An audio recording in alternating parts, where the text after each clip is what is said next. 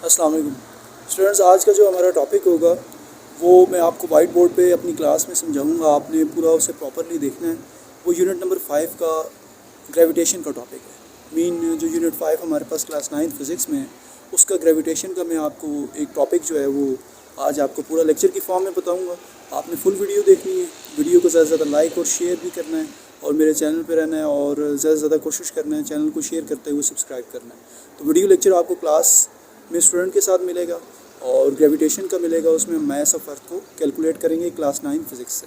तो मैं स्टार्ट करता हूँ। मैथ्स ऑफ अर्थ बेसिकली ये हमारे पास यूनिट 5 में आता है और ये लॉ ऑफ ग्रेविटेशन से और ग्रेविटेशन से इसका लिंक आता है। ग्रेविटेशन के बारे में हमें किसने बताया? ग्रेविटेशन के बारे में हमें एक साइंटिस्ट न्यूटन ने बताया। ठीक है, न्यूटन ने ये बताया कि ग्रेविटी का बॉडीज के साथ लिंक क्या होता है। वैसे तो न्यूटन की और भी बहुत सारी कंट्रीब्यूशंस है, लेकिन न्यूटन की एक ये जो 9th क्लास फिजिक्स में कंट्रीब्यूशन है वो हमारी सबसे बड़ी जो है वो ग्रेविटी की है।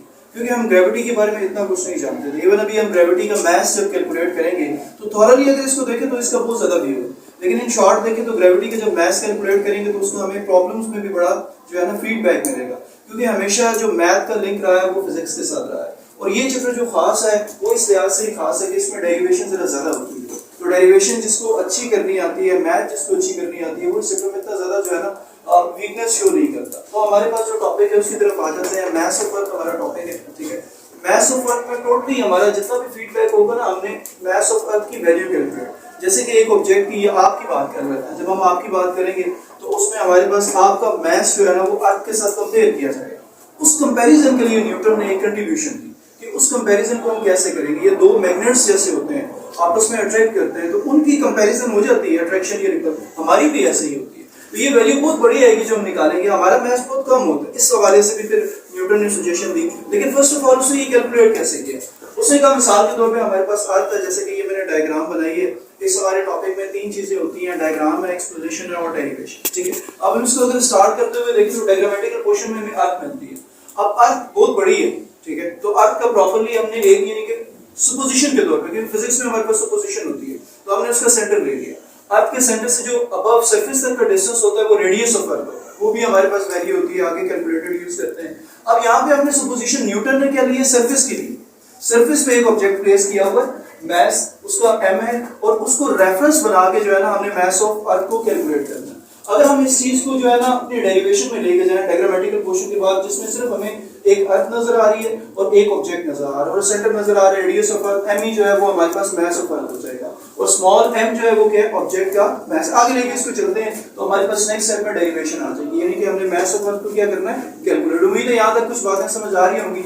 जब डेरिवेशन करेंगे तो लॉ ऑफ ग्रेविटेशन क्या होता है? F = G m1 m2 divide by d²। ये पहला टॉपिक है। उसमें हमें बता दिया गया कि दो बॉडीज हैं, उनके दरमियान डिफरेंस d है, दो उनके मैसेज है, कैपिटल G ग्रेविटी कांस्टेंट होता है, तो फोर्स ऑफ ग्रेविटेशन उनके दरमियान होता है, वो ये आता है। लेकिन इस केस में अगर आप ये चीजें पॉइंट नोट करें तो हमारे पास जो m1 है वो m होगा। क्यों m होगा? क्योंकि एक मास ऑफ ऑब्जेक्ट है, दो कोई सर्टेन चीजें नहीं है, दो बॉल्स नहीं है। दूसरी बात m2 जो है वो क्या है? Mass of earth. वो हमने कंपैरिजन किया है एक बॉडी को मास ऑफ अर्थ के साथ। इसमें अगर आप ये चीजें पॉइंट नोट करें तो हमारे पास जो m1 है वो m होगा। क्यों m होगा? क्योंकि एक मास ऑफ ऑब्जेक्ट है, दो कोई सर्टेन चीजें नहीं है, दो बॉल्स नहीं है। दूसरी बात m2 जो है वो क्या है? Mass of earth. वो हमने कंपैरिजन किया है एक बॉडी को मास ऑफ अर्थ के साथ। इसके अलावा जो d होगा वो किसमें चेंज हो जाएगा? रेडियस ऑफ अर्थ में। तो हमारे पास ये टोटल इक्वेशन चेंज हो जाएगी, यानी कि ये वाली जो इक्वेशन है ये चेंज हो जाएगी।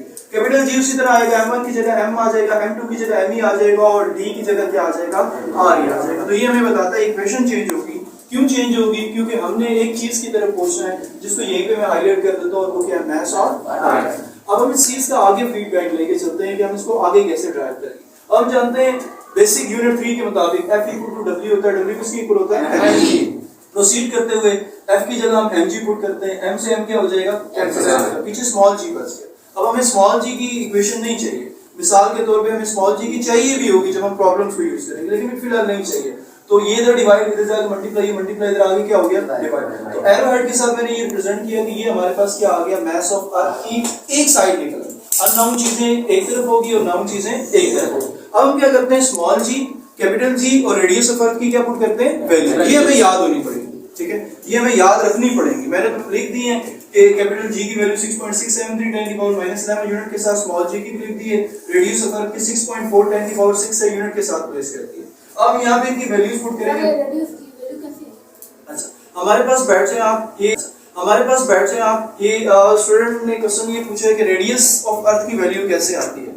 रेडियस ऑफ अर्थ की वैल्यू हम उस वक्त निकाल सकते हैं, वैसे तो याद रखने के लिहाज से भी रखी जा सकती है 6.4 10 की पावर 6, लेकिन अगर आपने फाइंड आउट करनी है तो ये देखिए, ये हमारे पास एक इक्वेशन, ये इधर डिवाइड है, इधर मल्टीप्लाई, ये इधर मल्टीप्लाई, इधर डिवाइड। ये मास ऑफ अर्थ आप जब निकल आएगा ना, उसकी वैल्यू को याद रखते हुए, स्मॉल जी और कैपिटल जी की वैल्यू को याद रखते हुए इसी इक्वेशन में पुट करेंगे, इस इक्वेशन में, तो ये किसकी वैल्यू दे देगा, रेडियस ऑफ अर्थ। आगे एंड पे taking square root on both side लेना। उम्मीद है इस चीज को, ये नहीं कि आपने कंपैरिजन किया है, प्रॉब्लम्स में भी हम करेंगे, लेकिन हमने वैल्यू पुट की है 10 है, 6.4 10 की पावर 6 स्क्वायर है और नीचे कैपिटल जी की वैल्यू। अगर इसको आगे प्रोसीड करें तो हमने 6.4 जो है ये बिल्कुल आपका रैशनल नंबर्स की तरह हो गया, इसका स्क्वायर अलग है और इसका स्क्वायर अलग है, तो इसका आ जाएगा 40.96 अपनी जगह 10 की पावर पर, नीचे कैपिटल जी की वैल्यू आ। ठीक है, अब इसको आगे प्रोसीड करते हैं। हमने क्या किया कि 10 की पावर को इसके साथ ऐड कर दिया, 40 को, बाकी चीजों को उसी तरह, यानी कि अभी हमने कुछ नहीं किया, बेसिस सेम और पावर्स क्या होगी, ऐड होगी। अब इन दोनों को हमने डिवाइड किया तो ये आंसर है, ये नीचे माइनस के ऊपर से आगे क्या हो गया प्लस। इन दोनों को ऐड किया तो 10 की पावर 24, ये हमारा मास ऑफ क्या आ गया, अर्थ आ गया। बिल्कुल, ये एक वैलिड क्वेश्चन है जी। बैठ जाए कि मास ऑफ अर्थ जब हमने निकाल दिया, कुछ यहाँ से मैंने कैलकुलेशन की है, ये आप जो है ना मैथमेटिकल स्टेप कैलकुलेटर से यूज कर रहे थे, तो ये कहाँ यूज होगा। मास ऑफ अर्थ हमेशा, यानी कि जहाँ भी कंपैरिजन होता है, हम कंपैरिजन यूज करते हैं विद रिस्पेक्ट टू अदर, यानी कि हमारे बहुत सारे प्लैनेट्स हैं, मून है या हमारे पास मार्स है और भी बहुत सारे प्लैनेट्स हैं, ये किसी बॉडी के साथ जब कंपैरिजन होता है तो वहाँ मास ऑफ अर्थ को यूज करते हैं। अब मास ऑफ अर्थ को इस लिहाज से भी यूज करते हैं कि जब हम प्रॉब्लम्स को करेंगे तो अगर हमारे पास मास ऑफ अर्थ की वैल्यू हमें याद नहीं होगी या पता नहीं होगी, जैसे कि एक प्रॉब्लम है बड़ा इंटरेस्टिंग है, 5 हमारे पास 5 है, अब उसमें मास ऑफ अर्थ की वैल्यू बिल्कुल गिवन नहीं, अल्टीट्यूड की वैल्यू गिवन है, अब वो गिवन ही नहीं है तो हम कैसे यूज करेंगे, ऐसे यूज करेंगे कि हमें उसे याद रखनी पड़ेगी।